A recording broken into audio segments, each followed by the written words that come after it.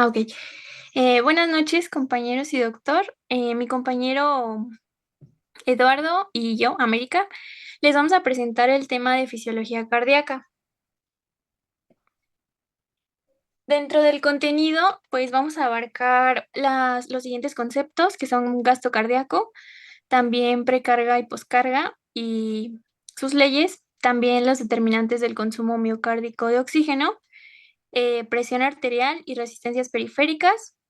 También vamos a hablar sobre circulación y ciclo cardíaco y electrofisiología básica. Bueno, entonces comenzando con el primer concepto, que es el gasto cardíaco. Este se va a definir como la cantidad de sangre que bombea el corazón hacia la aorta cada minuto y la cantidad de sangre que fluye por la circulación. Esto pues es la suma de los flujos sanguíneos de todos los tejidos del organismo y en los varones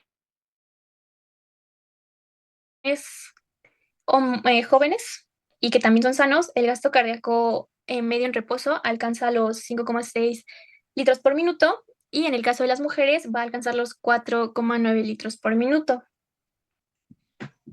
La fórmula de este concepto va a ser, se va a determinar a partir de dos componentes principales, que va a ser la frecuencia cardíaca y el volumen sistólico. En donde la frecuencia cardíaca normal va a ser de 80 latidos por minuto y el volumen sistólico va a ser de 70 a 80 mililitros por latido. El volumen sistólico pues va a ser el volumen de sangre bombeado por latido por cada ventrículo. Y en la imagen podemos observar algunos determinantes que van a regular principalmente este gasto cardíaco y uno de ellos pues va a ser el sistema nervioso autónomo, tanto los nervios simpáticos como parasimpáticos. Los nervios simpáticos van a aumentar la frecuencia cardíaca y la fuerza de contracción y los nervios parasimpáticos van a disminuir la frecuencia cardíaca. Y en cuanto al volumen sistólico, este va a depender del volumen al final de la diástole, que pues esta va a ser la cantidad de sangre que llena el ventrículo al terminar la relajación.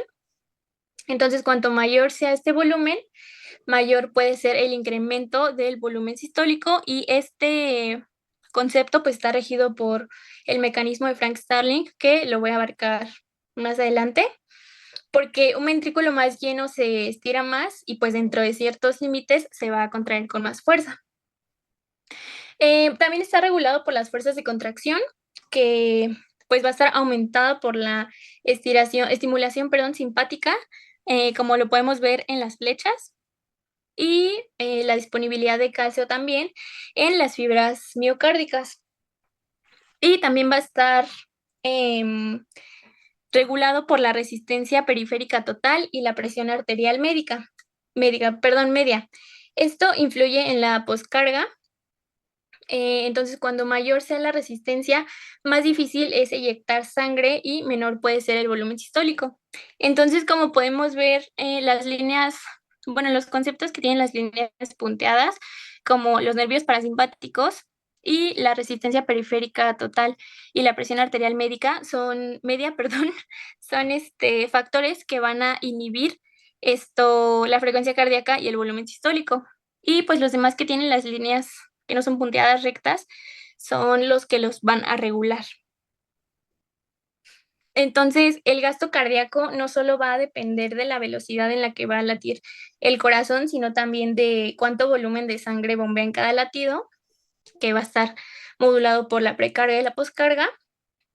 También va a estar, va a depender del sistema nervioso autónomo y del estado de contracción del miocardio.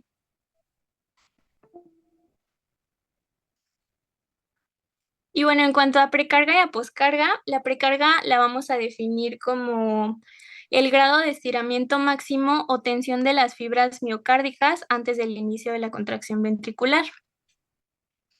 Em, para la contracción cardíaca, habitualmente se va a considerar que la precarga es la presión telediastólica cuando el ventrículo se ha llenado, perdón, Entonces va a estar representado por el volumen telediastólico. Y este concepto va a obedecer a la ley de Frank-Starling.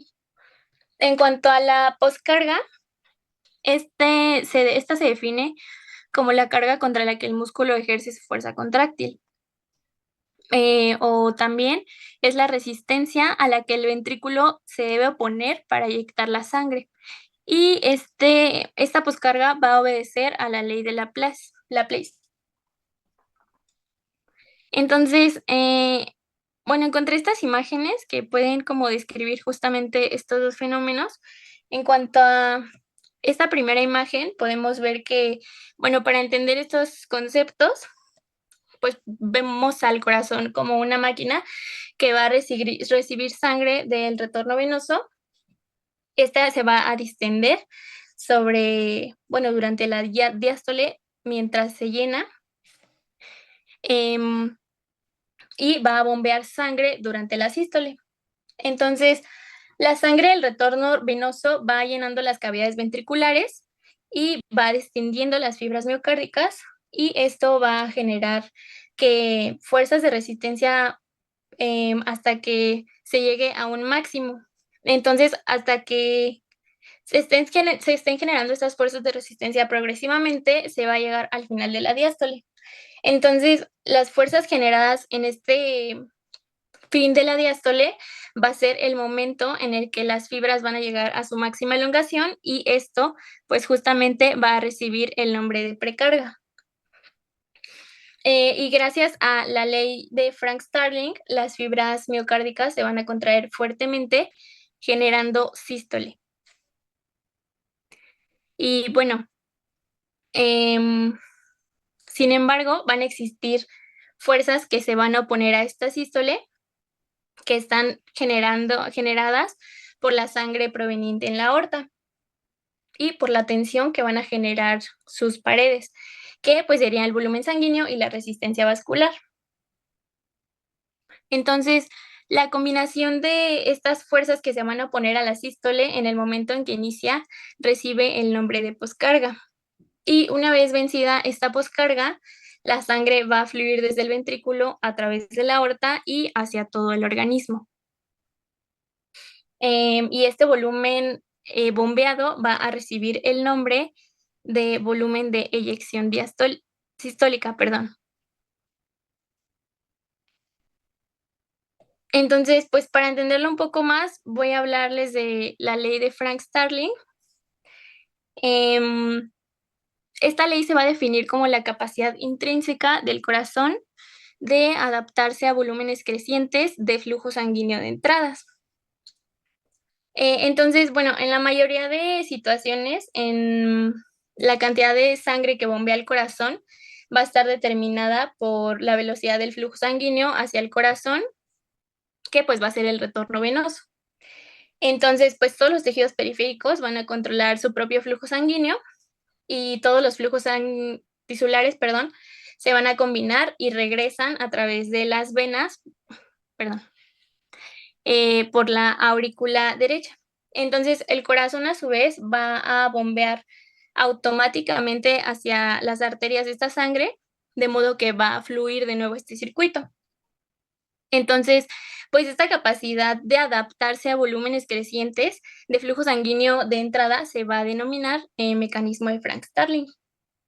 Entonces, en otras palabras, este mecanismo va a significar que cuanto más se distiende el músculo cardíaco o durante el llenado, mayor va a ser la fuerza de contracción y pues mayor va a ser la cantidad de sangre que se bombee hacia la aorta.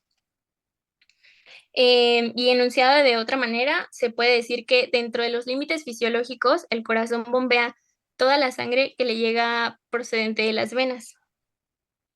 Entonces, cuando una cantidad adicional de sangre va a fluir hacia los ventrículos, el propio músculo cardíaco pues va a ser distendido con mayor longitud, y pues esta distensión hace que el músculo se contraiga con más fuerza, porque también los filamentos de actina y miosina van a ser desplazados hacia un grado de superposición pues más óptima de esa condición, justamente para que se genere esta fuerza.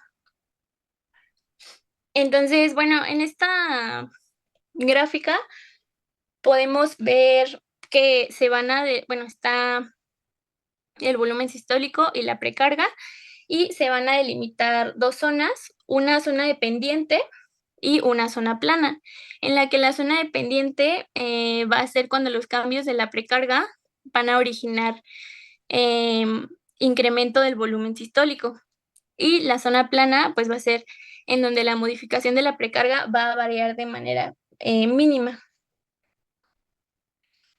Entonces, este comportamiento determina que para que se produzca un aumento del volumen sistólico, se va a requerir que se encuentre justamente en esta zona dependiente o de precarga dependencia.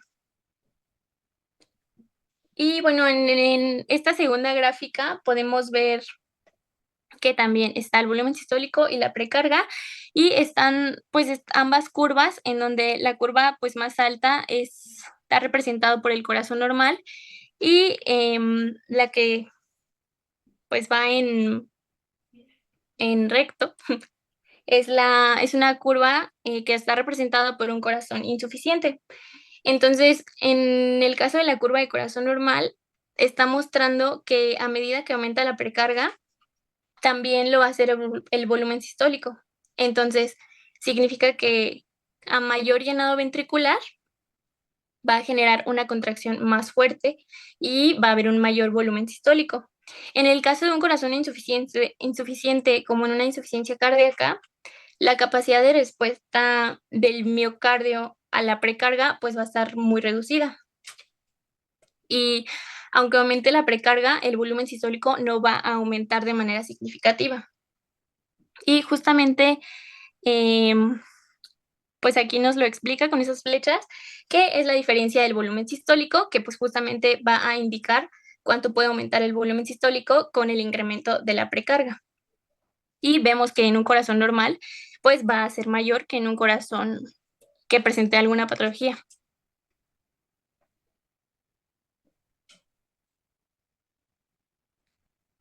Bueno, ahora hablándoles de la ley de Laplace, esta va a ser,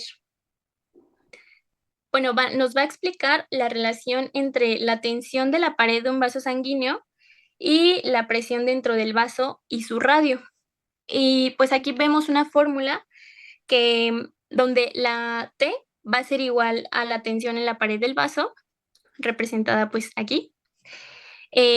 La P va a ser la presión transmural, que es la presión dentro del vaso menos la presión externa, y la R, que va a ser básicamente el radio del vaso, donde la tensión en la pared del vaso va a ser directamente proporcional a la presión transmural por el radio del vaso, y la presión transmural va a ser inversamente proporcional a la tensión de la pared del vaso entre el radio del vaso.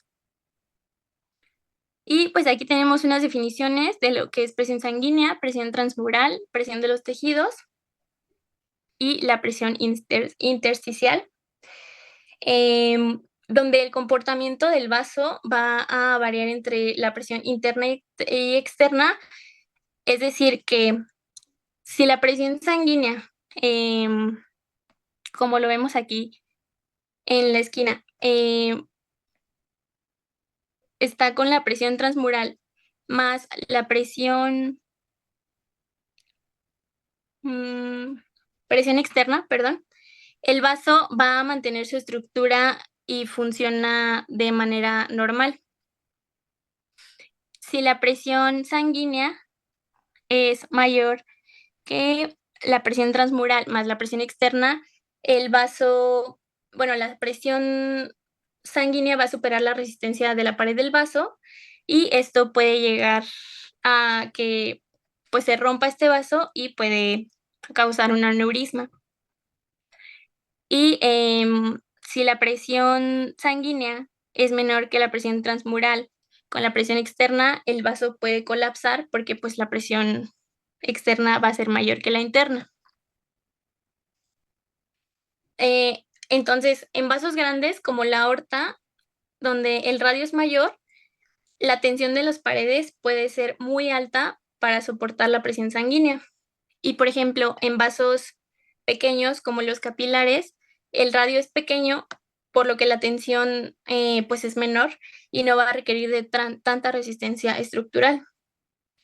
Y en el caso de alguna patología de como insuficiencia cardíaca, los ventrículos dilatados van a tener un mayor radio, lo que va a significar que el miocardio necesita generar más tensión para mantener la presión arterial, lo que puede llevar a una disfunción progresiva.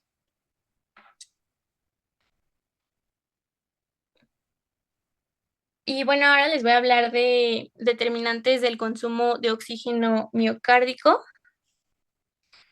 que pues básicamente los principales determinantes de este consumo van a ser la contractibilidad, el estrés parietal y la frecuencia cardíaca.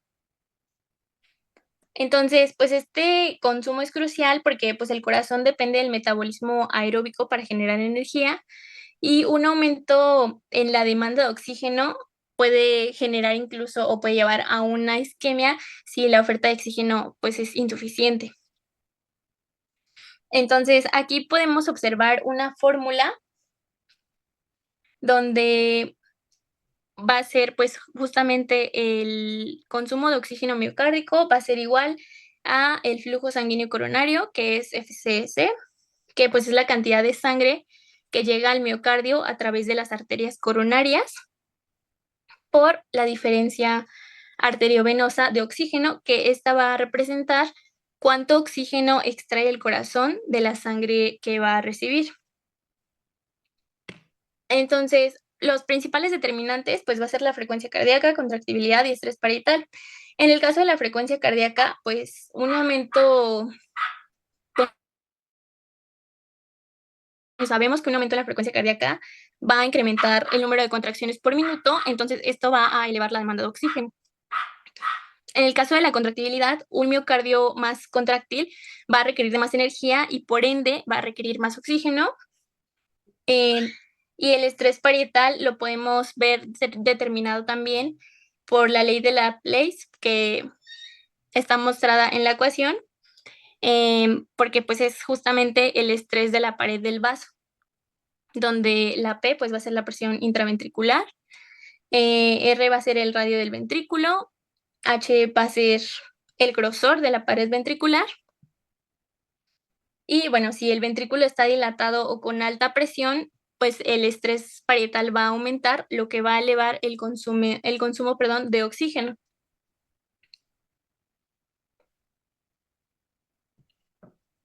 Y bueno, aquí vemos unas imágenes de cuáles son los determinantes mayores y nos muestra que uno de los determinantes mayores va a ser el consumo, perdón,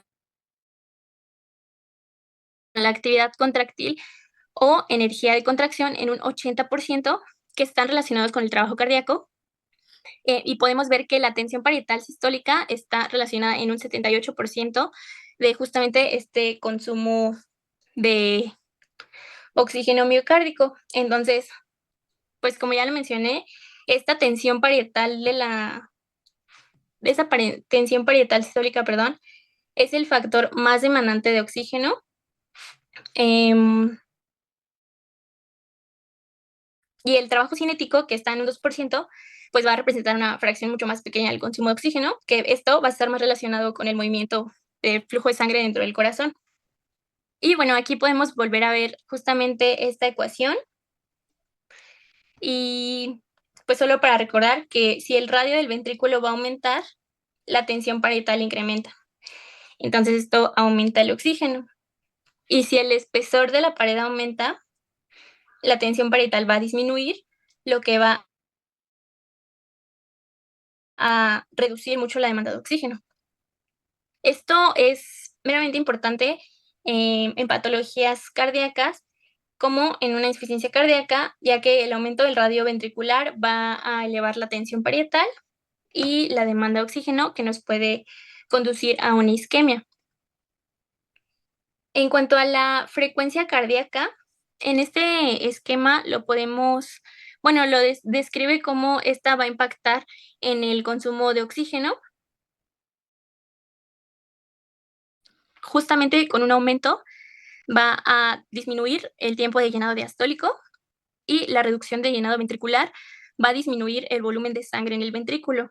Entonces, como efectos compensatorios, va a haber una reducción del radio de la cavidad ventricular que justamente va a afectar a esta tensión parietal y una reducción de la tensión que inicialmente podría ayudar a disminuir la demanda de oxígeno. Sin embargo, el aumento de esta frecuencia cardíaca va a aumentar el consumo de oxígeno miocárdico porque el corazón pues, va a necesitar energía para latir más veces por minuto. Entonces, el impacto clínico que esto tiene lo podríamos ver, por ejemplo, en una taquicardia, ya que pues el aumento de la frecuencia cardíaca va a elevar el consumo de oxígeno, que puede ser peligroso en algunos pacientes que tengan enfermedad coronaria, por ejemplo, ya que disminuye pues esta perfusión del miocardio. Y también lo podemos ver en los fármacos beta bloqueadores, porque estos van a reducir pues la frecuencia cardíaca y el consumo de oxígeno, lo que pues protege al corazón en patologías como angina de pecho y también en insuficiencia cardíaca. Entonces, estos tres componentes, o bueno, estos tres factores van a afectar como tal este consumo de oxígeno. Y en enfermedades cardíacas, pues controlar estos factores a veces va a ser la clave justamente para reducir esta demanda y prevenir una isquemia.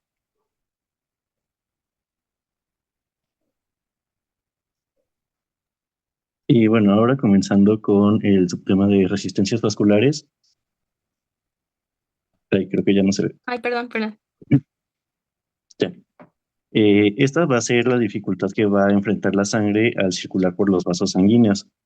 Esto va a estar determinado por tres factores principales: por el radio del vaso, la viscosidad de la sangre, la cual va a estar determinada por el hematocrito, que es la cantidad de células que circulan por la sangre, y la longitud del vaso. Esto lo podemos reflejar en una fórmula que es la fórmula o la ley de Lavoisier, la cual nos dice que la resistencia al flujo es igual a 8 por la viscosidad sanguínea por la longitud del vaso.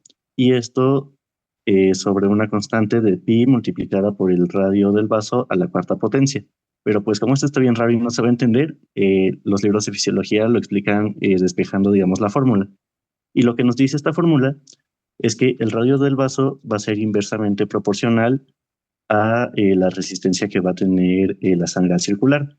Es decir, a mayor radio del vaso va a haber menor resistencia y a menor radio del vaso va a haber una mayor resistencia de la sangre. Y este radio del vaso va a ser el principal componente que va a afectar estas resistencias vasculares. Y por esto es que está elevado a la cuarta potencia. Así que un mínimo cambio en este factor de radio del vaso va a tener un gran cambio. Sin embargo, la viscosidad de la sangre y la longitud del vaso son proporcionales. A mayor viscosidad, mayor dificultad o mayor resistencia, y a menor viscosidad o menor longitud hay menos resistencia. Y estos factores, aunque son importantes, tienen un menor impacto directamente en las resistencias vasculares. Además de esto, también podemos observar parte de la resistencia por medio de la ley de Ohm, la cual nos representa que el flujo va a ser igual a la diferencia de presiones entre la resistencia, pero esta ley igual nos habla de que el principal componente que determina la resistencia vascular va a ser el tamaño del radio. Y nuevamente nos dice que si el radio del vaso aumenta, va a haber una menor resistencia, y si el radio del vaso disminuye, va a haber una mayor resistencia. La que sigue, por favor. Y bueno, ahora para la presión arterial, esta va a ser la presión que va a ejercer la sangre sobre las paredes de los vasos, principalmente de las arterias. En este caso, va a estar determinada por dos factores principales: por el gasto cardíaco y por las resistencias periféricas que acabamos de ver. En este caso, el factor más determinante van a ser las resistencias periféricas, ya que a mayor dificultad o si tenemos una vasoconstricción, las resistencias periféricas van a aumentar y la presión arterial también va a aumentar. Y si tenemos una vasodilatación o un aumento en el radio de los vasos, las resistencias periféricas van a disminuir y la presión arterial va a disminuir. Pero esto no solamente va a estar regulado por esto, por la vasodilatación por sí misma, ya que, como nos mencionó mi compañera América, vamos a tener influencia también de los nervios parasimpáticos y simpáticos que van a liberar hormonas tanto vasodilatadoras como vasoconstrictoras. En el caso de las hormonas vasoconstrictoras, vamos a tener los adrenérgicos, la adrenalina, noradrenalina, y en el caso de las opuestas vamos a tener a la acetilcolina. Y bueno, la fórmula que lo representa, como les mencioné, va a ser el gasto cardíaco por resistencias periféricas, pero esto fisiológicamente.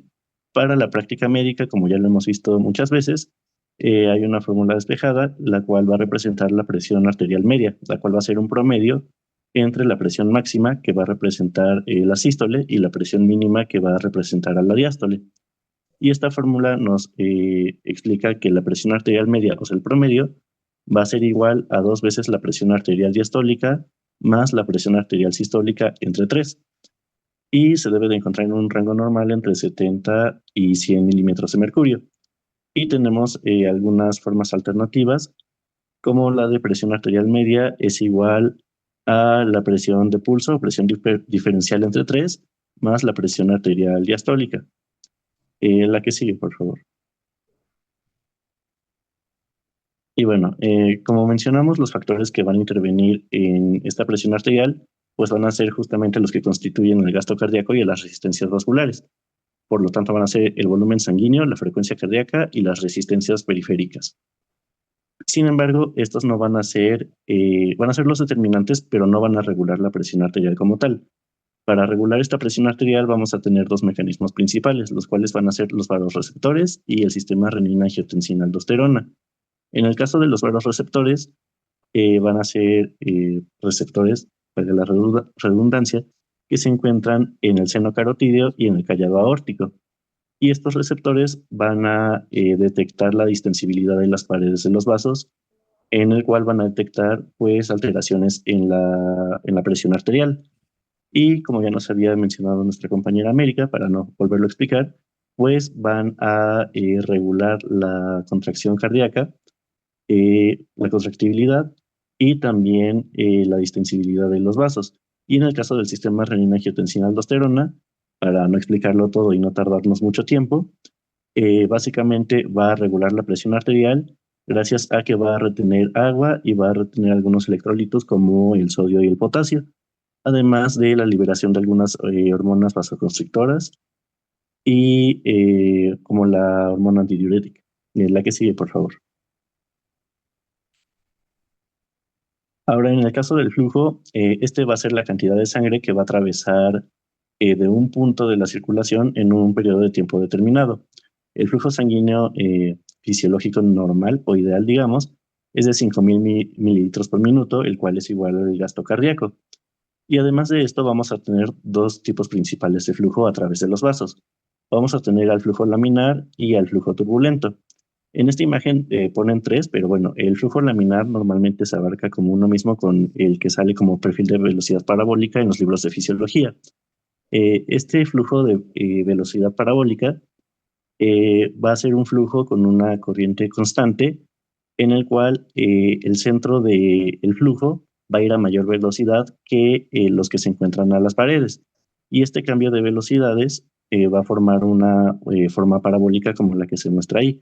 Esta forma parabólica se va a deber a que las células que se encuentran pegadas a las paredes van a tener cierta adherencia y van a disminuir un poco su velocidad a comparación del centro donde no enfrentan ninguna obstrucción.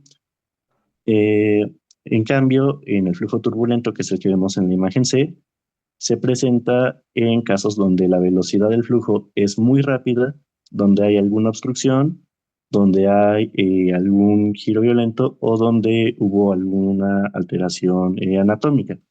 En estos casos, el flujo turbulento va a presentar movimientos que se marcan como movimientos de torbellino, los cuales van a chocar a través de las paredes y van a ir en direcciones opuestas a lo que va normalmente el flujo sanguíneo. Así que por lo tanto van a ir a velocidades diferentes, va a disminuir la velocidad del flujo y van a tener alteraciones en el movimiento. La que sigue, por favor. En el caso de la circulación, pues bueno, vamos a dividirla en dos principalmente. Pero recordemos que la circulación pues va a ser encargada de transportar sangre y derivados a través del cuerpo. Y además de esto, la sangre pues va a ser la encargada de transportar nutrientes, hormonas, gases, etc. Esta circulación la vamos a dividir en dos principales, en sistémica o mayor y en pulmonar o menor. En el caso de la sistémica, esta va a representar el 84% de la circulación total del cuerpo y la circulación pulmonar va a representar el 9% únicamente de la circulación total del cuerpo, mientras que la circulación propia del corazón va a representar el 7%. Y bueno, ahora sí también ya lo hemos visto mucho, pero vamos a ver cómo es la circulación desde el corazón hacia los tejidos del cuerpo. Aquí vamos a empezar en la aurícula derecha, donde va a llegar la sangre desoxigenada por medio de las venas cavas, tanto superior como inferior. Al llegar la sangre desoxigenada a esta aurícula derecha, va a pasar por medio de la válvula tricúspide al ventrículo derecho y posterior a este va a pasar por la válvula pulmonar, la cual a través de las Perdón. arterias pulmonares va a llevar la sangre desoxigenada a los pulmones y hasta los capilares para que puedan realizar el intercambio gaseoso y regresar ya oxigenada a través de las venas pulmonares al corazón hacia la aurícula izquierda. Recordemos que en este caso de la circulación menor van a ser los únicos casos donde las arterias van a llevar sangre desoxigenada y las venas van a llevar sangre oxigenada. Pero bueno, una vez llegando la sangre oxigenada a la aurícula izquierda, esta va a pasar por medio de la válvula mitral al ventrículo izquierdo y de aquí va a pasar por la válvula aórtica a la aorta justamente, de donde van a salir algunas otras ramificaciones y va a llegar la circulación a las diferentes arterias del cuerpo y llegar a perfundir los tejidos con la circulación que necesiten. La que sigue, por favor.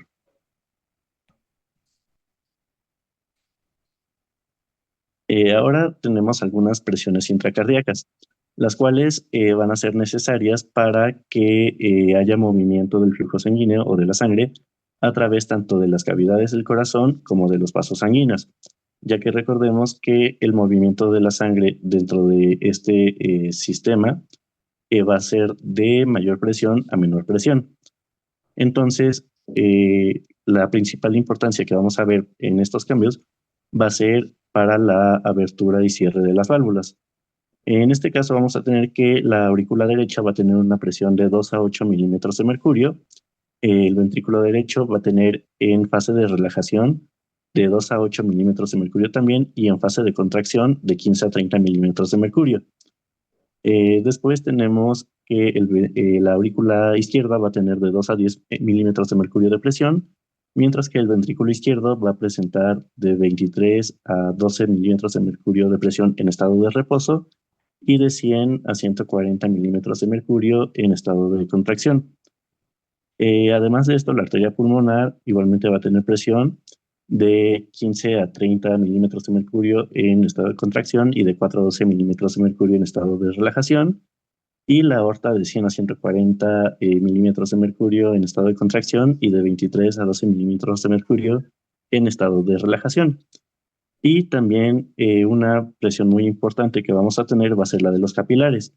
En los capilares pulmonares vamos a tener que la presión necesaria para realizar el intercambio gaseoso, ya que son vasos muy pequeños, va a ser de 2 a 10 milímetros de mercurio.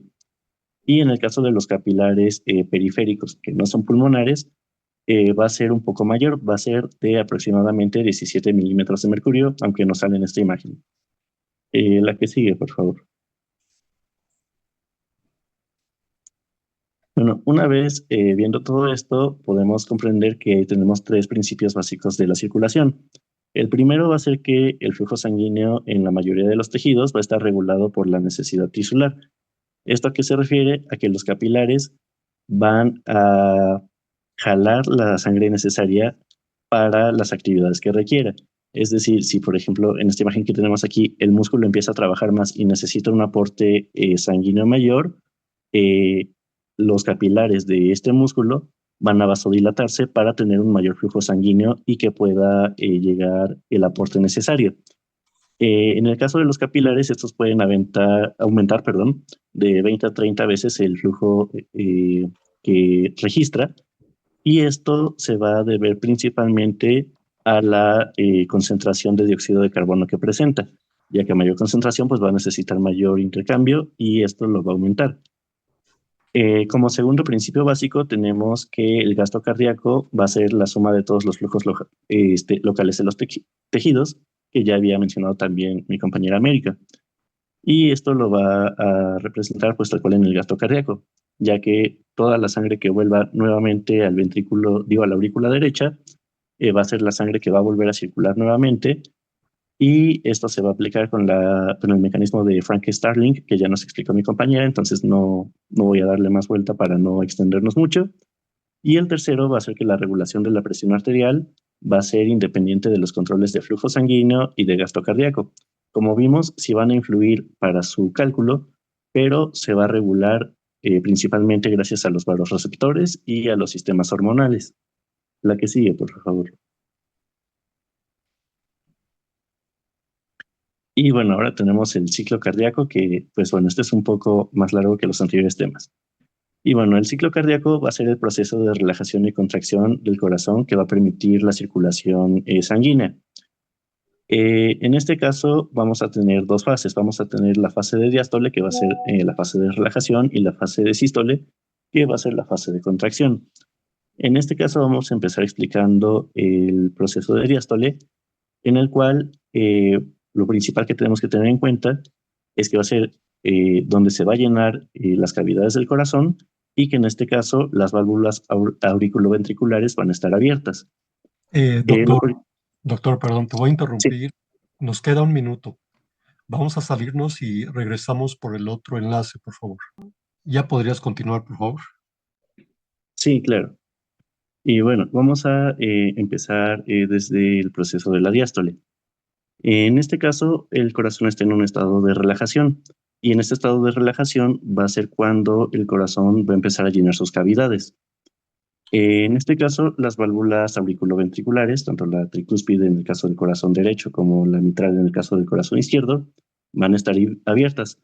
Y en este caso va a haber un paso directo de la aurícula al ventrículo de la sangre. Es decir, no va a necesitar de una contracción al inicio. Y este periodo se va a denominar fase de llenado rápido.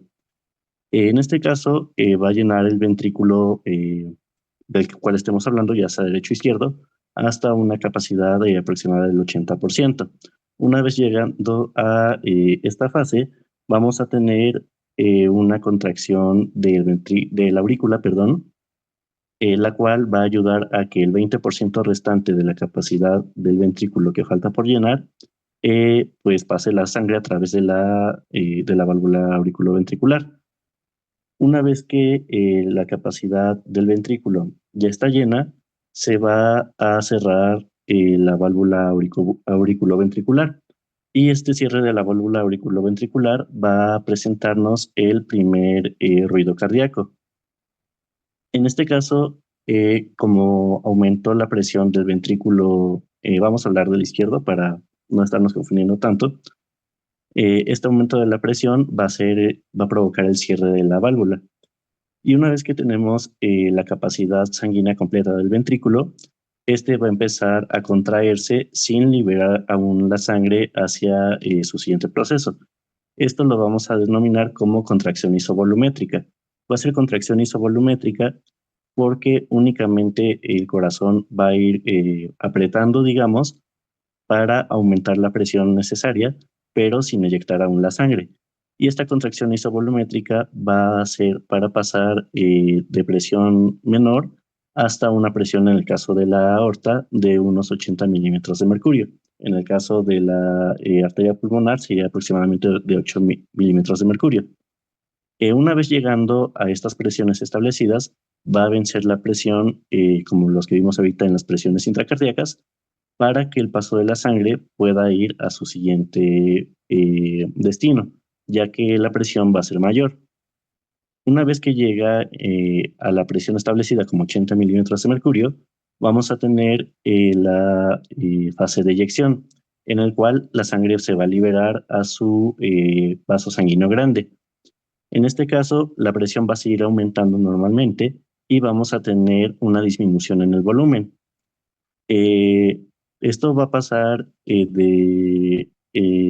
vamos a tener un volumen inicial telediastólico, por eso se los puse en la esquina, de 120 mililitros aproximadamente, que va a ser la capacidad total del ventrículo.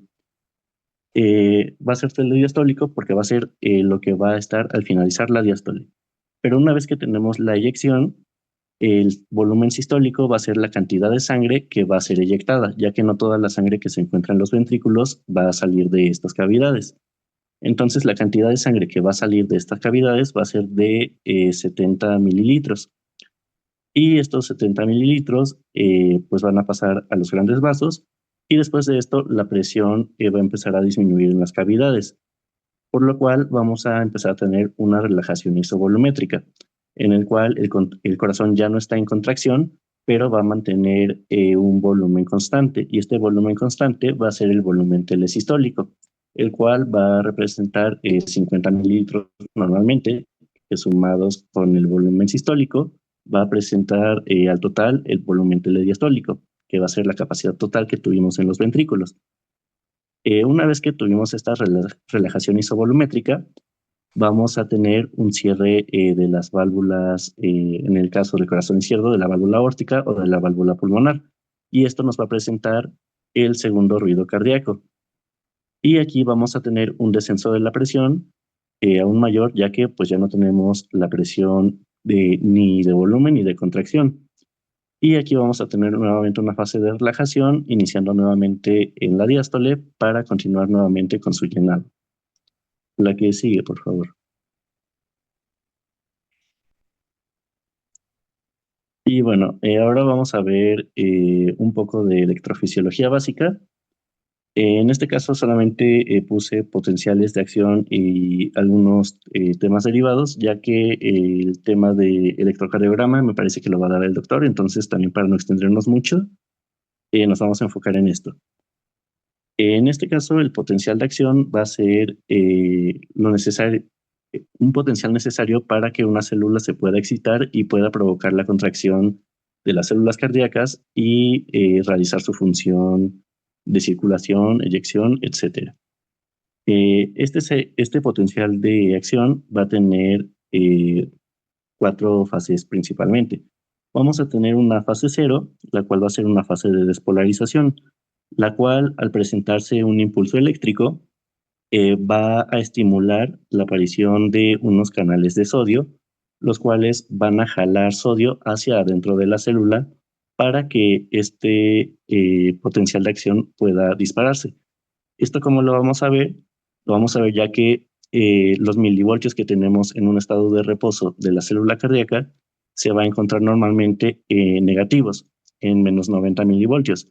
Y al entrar el sodio, vamos a despolarizar la célula y vamos a llegar a un potencial positivo de 20 a 30, dependiendo de la bibliografía que consulten, milivoltios.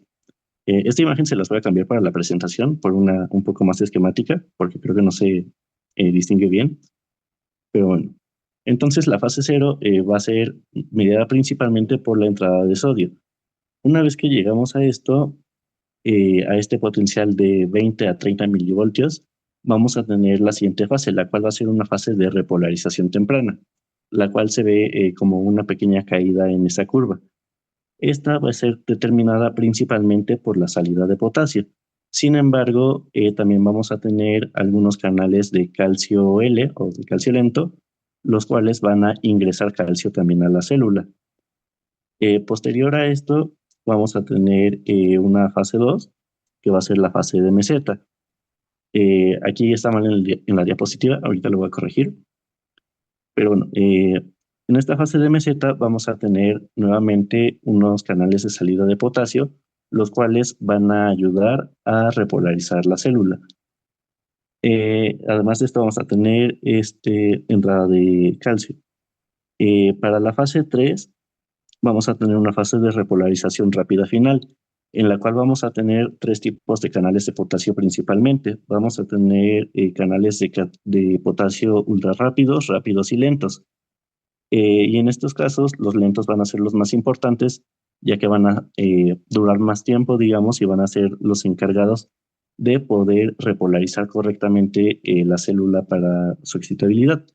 Y finalmente vamos a tener, ay, no sé por qué se movió tanto, pero bueno, vamos a tener una cuarta fase que va a ser el periodo de tiempo entre los potenciales de acción, el cual va a estar determinado por una salida de potasio, pero también vamos a tener de manera muy útil a la bomba sodio-potasio ATPasa, la cual va a regular nuevamente la cantidad que teníamos de potasio dentro de la célula y de sodio fuera de la célula para realizar nuevamente su periodo de excitabilidad. La que sigue, por favor. Y tenemos dos conceptos básicos relacionados conforme a esto, los cuales van a ser la refractariedad y el automatismo. El automatismo va a ser la propiedad de algunas células especializadas del corazón para autoexcitarse de forma rítmica.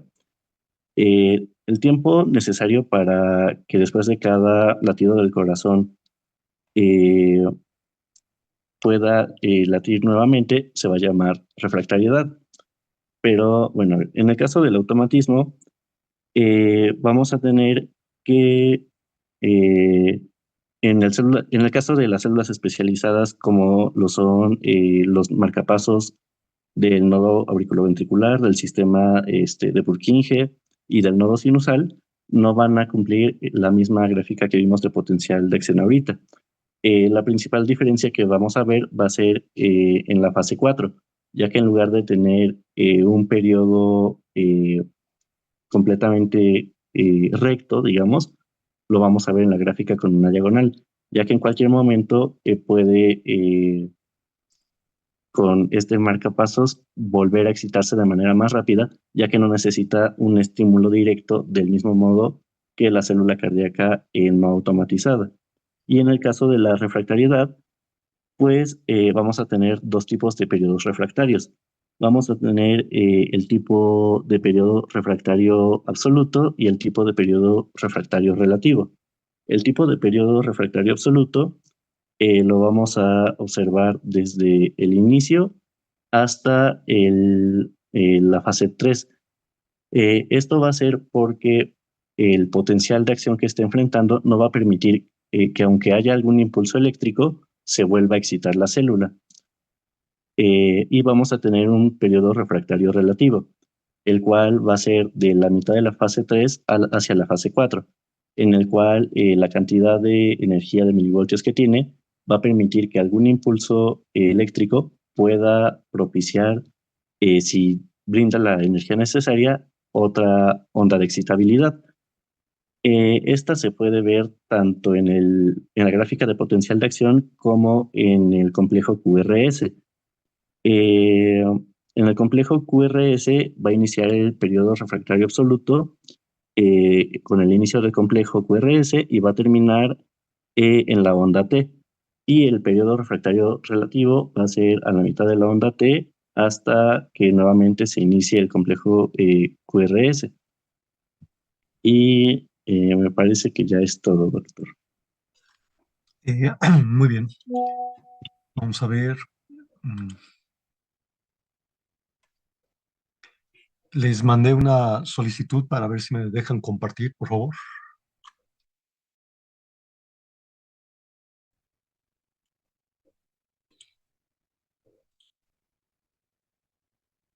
Vamos a ver. Sí.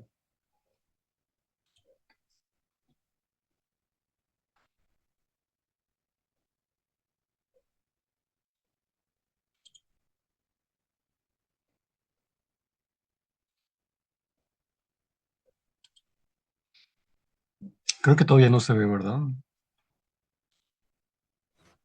Sí, se ve, doctor. Ahora sí. Ok, miren, el tema fisiología es muy amplio, pero es tan importante entender la fisiología cardíaca básica porque nos podríamos extender a nivel fisiológico. No somos dentro de un departamento de fisiología en el que podríamos estudiar la fibra miocárdica, el estiramiento, medir la longitud, tiempo, presión, todas estas variables que son variantes fisiológicas, pero en un medio controlado. En el cuerpo no tenemos estas propiedades. Pero es tan importante entender de todo lo que dijeron, muchas cosas, hay que poner más énfasis. Por ejemplo, en que el corazón es una bomba. Ya lo dijimos el día de ayer, funciona recibiendo sangre, recibiéndolo dentro de un ciclo cardíaco, expulsándolo, y es la respuesta de acción, de acortamiento, de relajación, de excitación, de apertura y cierre de válvulas, de aumento de presión, de caída de la presión, de relajación miocárdica y contracción y expulsión otra vez a otro sistema que es de otra resistencia, en este caso pulmonar, de baja, y de alta resistencia en el caso de la circulación sistémica. Entonces, tenemos conductos, circuitos que a su vez otra vez se dividen en serie, en paralelo y cambian.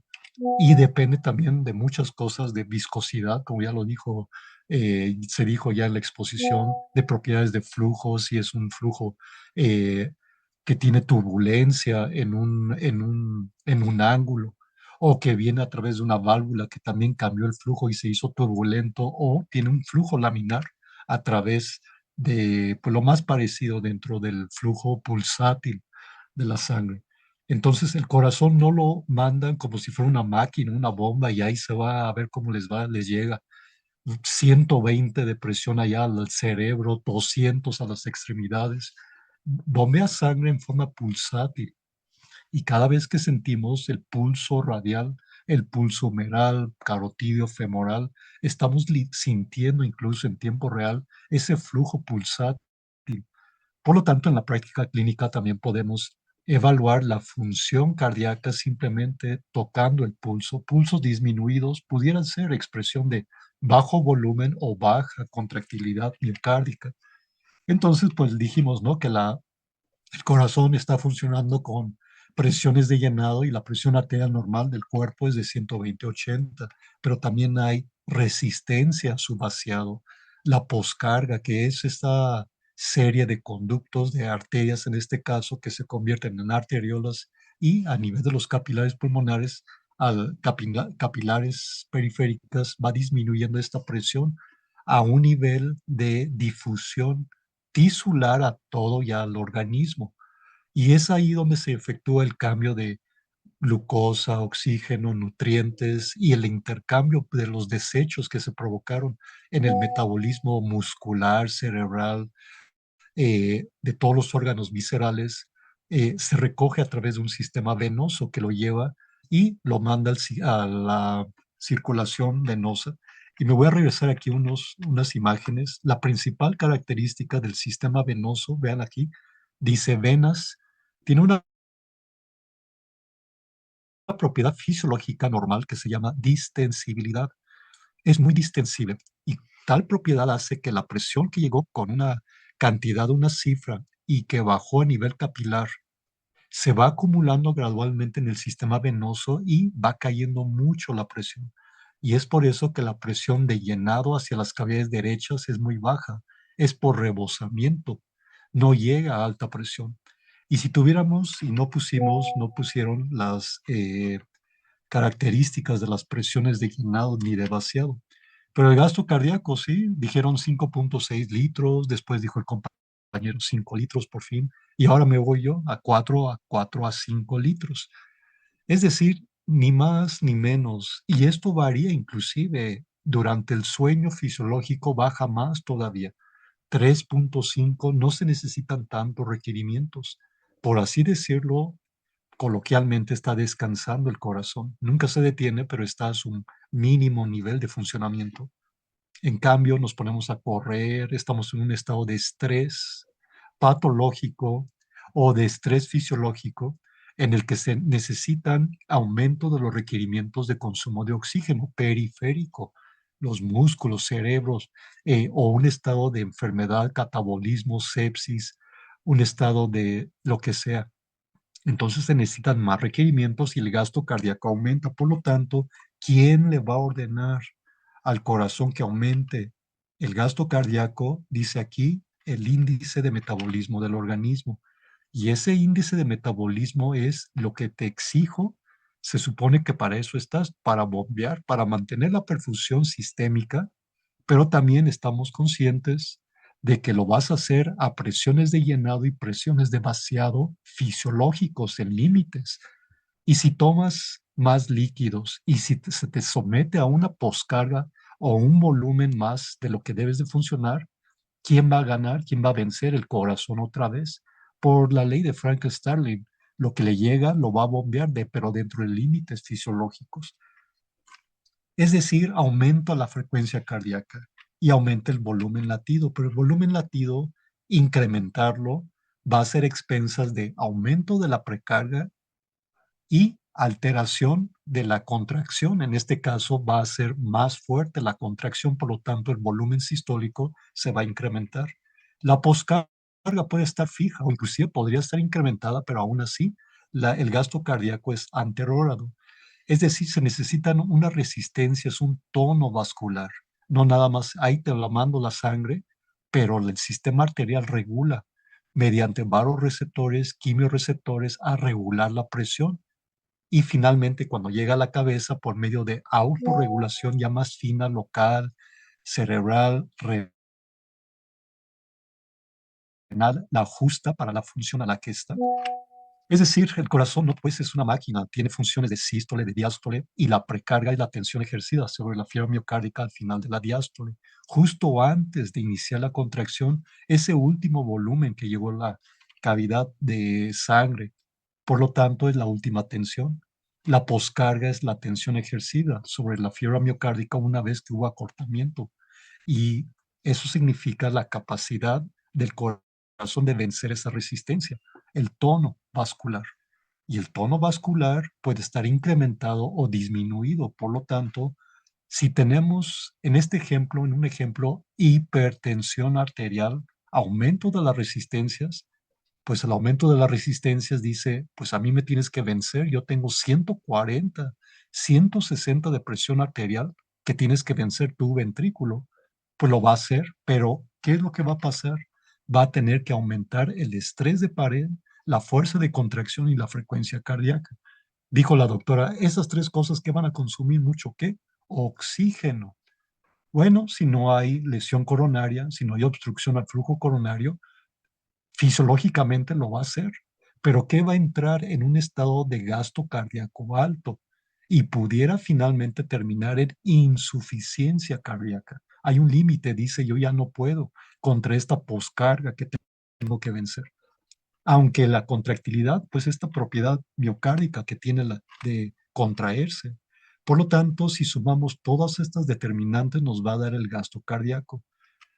Ahora, las presiones de llenado aurícula derecha son pasivas, vena cava superior, menos de 5 milímetros de presión de llenado, muy bajo por rebosamiento, pero una vez que se vacía la aurícula derecha, el ventrículo izquierdo en diástole, en la precarga, el ventrículo izquierdo, aquí dice, se va a contraer en 25 milímetros de presión.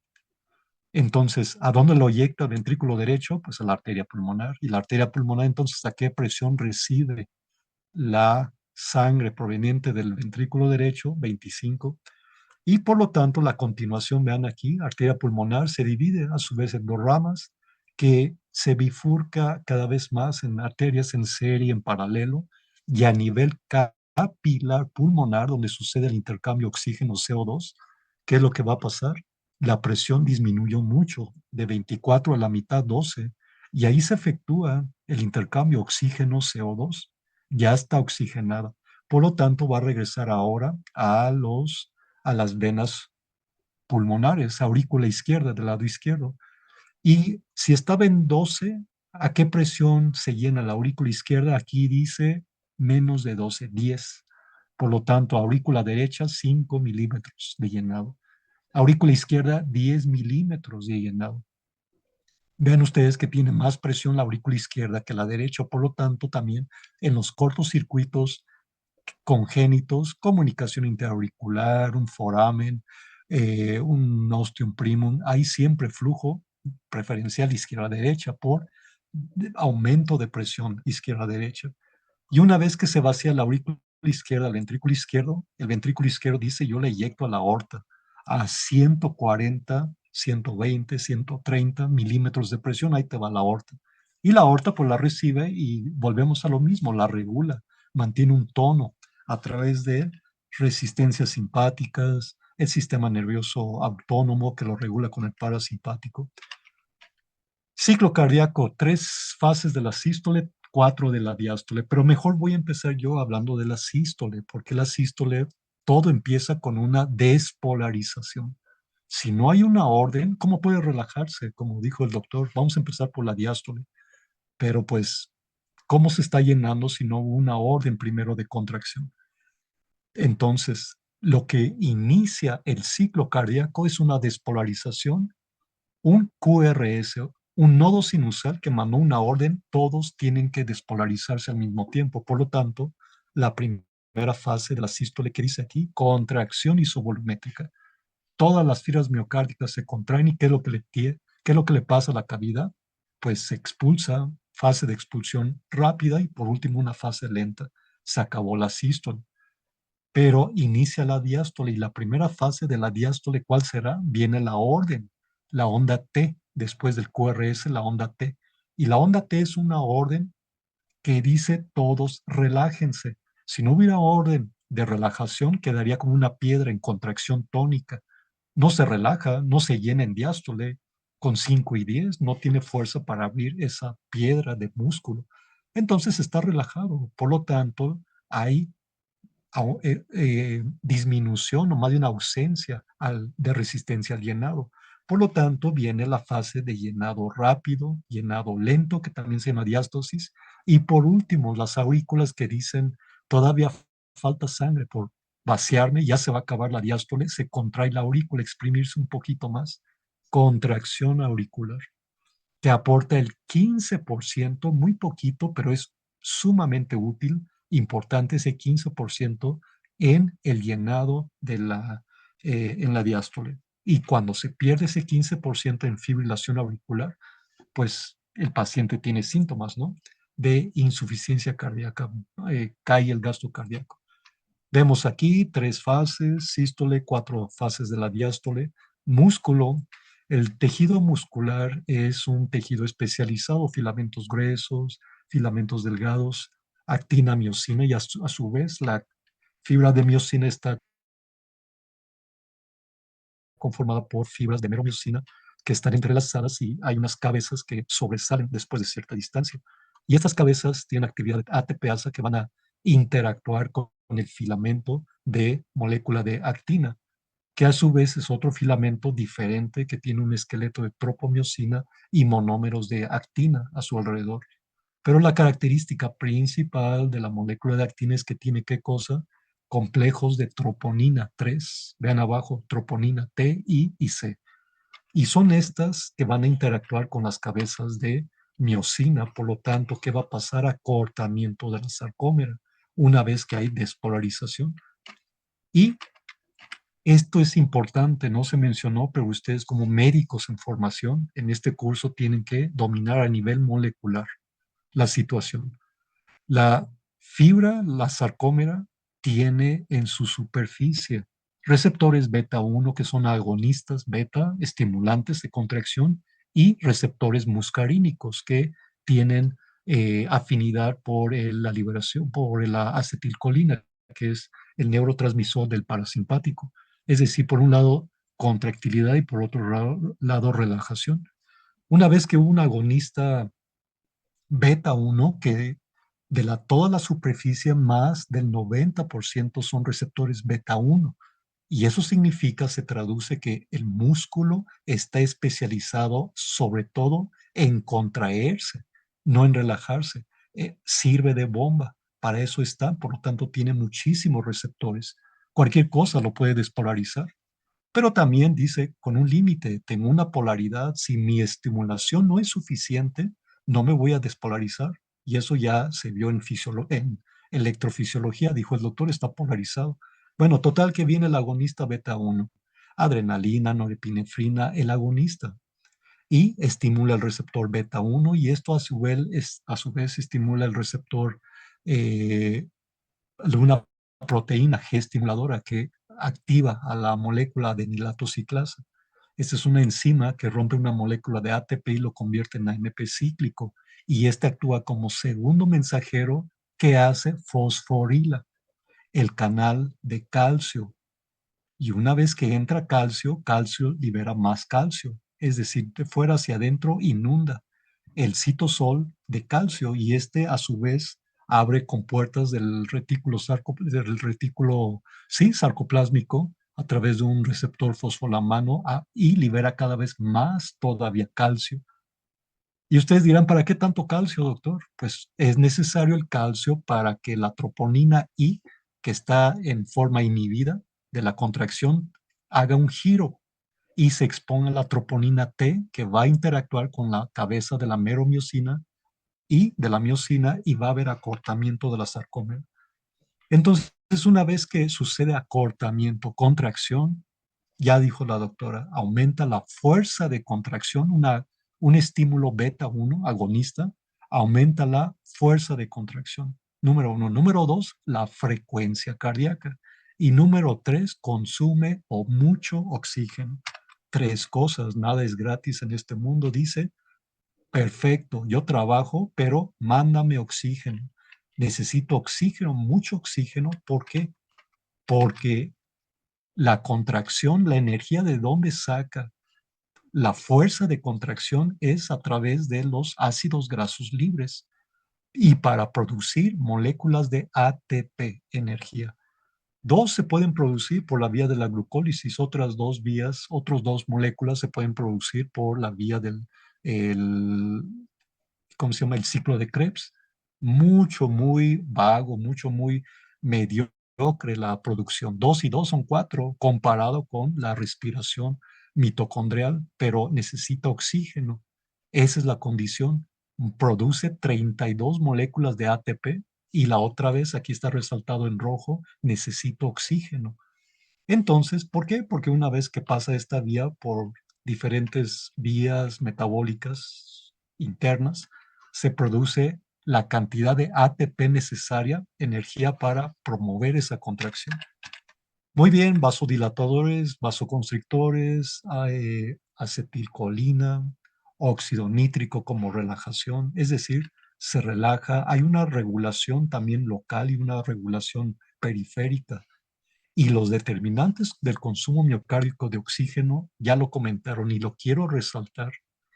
Aumento de la tensión de pared, ya lo dijo la doctora, la ley de Laplace, puso el radio al cuadrado, el grosor, si aumenta, si disminuye el radio, si se prolonga, aumenta la tensión. Son variantes, son formas. Y cuando se alteran estas cosas, aumenta la tensión de pared.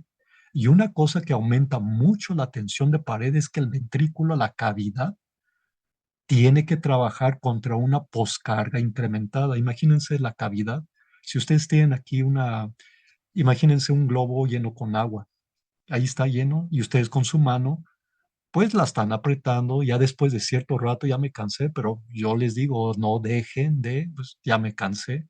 Y lo que más les duele ahora es la palma de la mano que todavía tiene que ejercer presión para mover, exprimir ese globo lleno de agua.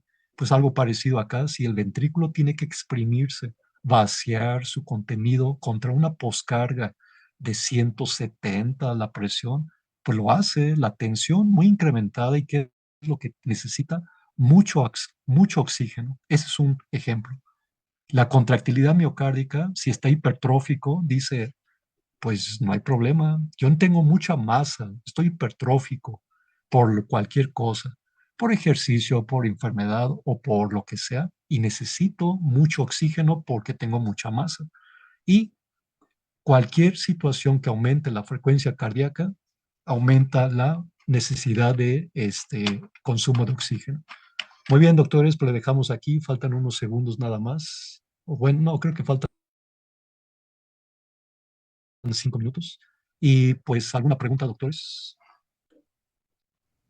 Creo que no, doctor.